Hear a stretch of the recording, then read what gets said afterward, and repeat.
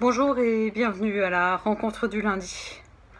Lorsque ces dernières semaines, certains d'entre vous m'ont demandé si j'avais l'intention de reprendre ces rencontres du lundi, j'avoue que je n'avais pas anticipé le fait que ce serait dans ces circonstances. Mais voilà, nous sommes repartis pour un confinement sur une durée indéterminée, ainsi qu'un déploiement de sentinelles un peu plus important.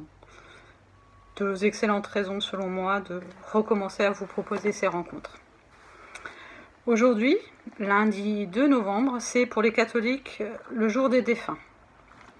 C'est pas le cas pour les protestants, mais je me suis dit que ça pouvait être intéressant de réfléchir aussi à ce que pouvait signifier dans nos vies et à travers l'écriture, justement la problématique des défunts et de l'après. Pour ce faire, j'ai choisi un texte qui est situé à la toute fin de la Bible, dans l'Apocalypse. En grec, l'Apocalypse, cela signifie le dévoilement. Et dans ce texte de l'Apocalypse, au chapitre 21, donc à la fin du récit, quasiment à la conclusion, au chapitre 21, j'ai retenu les versets 3 à 6. Donc je vais vous proposer maintenant la lecture. J'entendis du trône une voix forte qui disait « La demeure de Dieu est avec les humains. Il aura sa demeure avec eux, ils seront ses peuples. Et lui-même, qui est Dieu avec eux, sera leur Dieu. Il essuiera toute larme de leurs yeux. La mort ne saura plus. Et il n'y aura plus ni deuil, ni cri, ni douleur, car les premières choses ont disparu.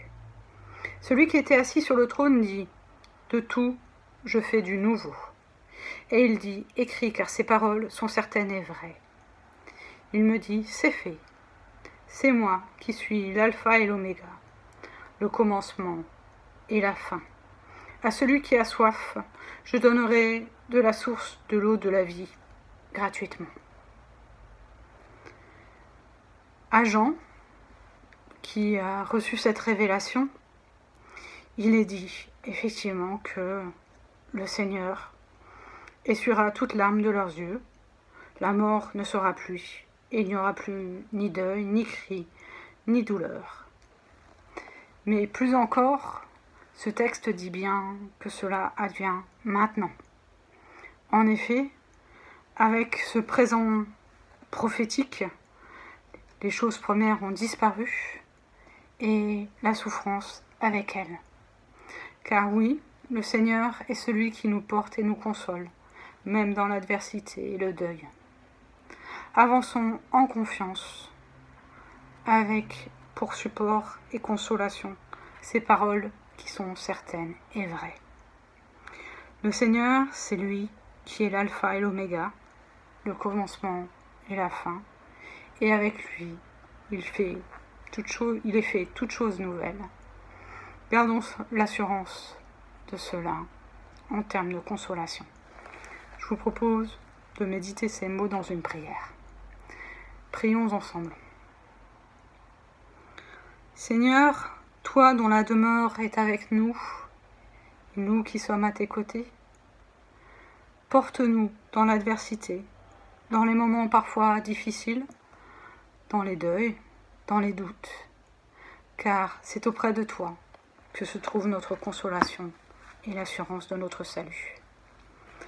Oui Seigneur, toi qui veilles sur nous, nous voulons te remettre aussi ceux qui aujourd'hui sont dans la souffrance et dans le deuil, que ce soit à cause de la Covid ou des attentats, ou encore tout simplement des épreuves diverses de la vie.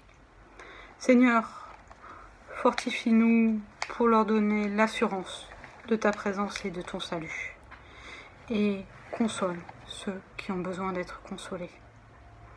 Je te remets tous ceux qui actuellement sont déployés avec Sentinelle, ainsi que tous ceux qui sont à la recherche.